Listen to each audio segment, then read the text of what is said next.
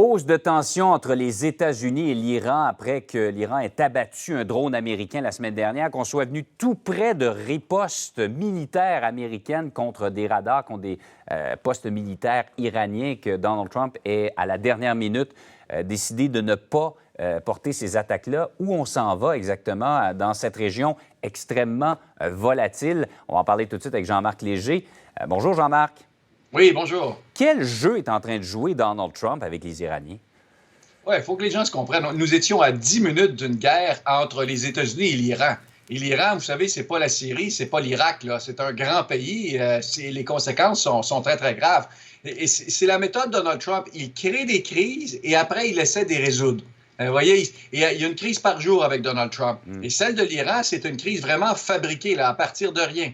3 gestes significatifs. D'abord, il met fin à l'entente nucléaire que Obama et l'ONU avaient, les 5 membres de la sécurité, du Conseil de sécurité de l'ONU avaient établi. Ensuite, il impose des sanctions économiques au pays. Et hier, encore une fois, il a imposé des sanctions aux dirigeants du pays. Et finalement, il envoie ses vaisseaux de guerre autour de l'Iran.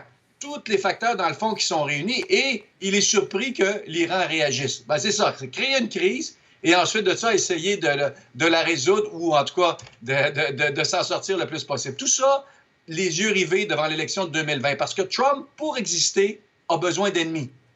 Hier, c'était la Corée du Nord qui est devenue un ami. Ça a été la Chine avec les sanctions économiques. Et maintenant, c'est l'Iran. Voilà, c'est la résultante de Donald Trump. Et si on se fie, Jean-Marc, au vocabulaire qui est utilisé, entre autres, par le président iranien Rouhani, qui dit que la Maison-Blanche souffre d'un retard mental, vraiment, le ton monte, là, est à l'escalade.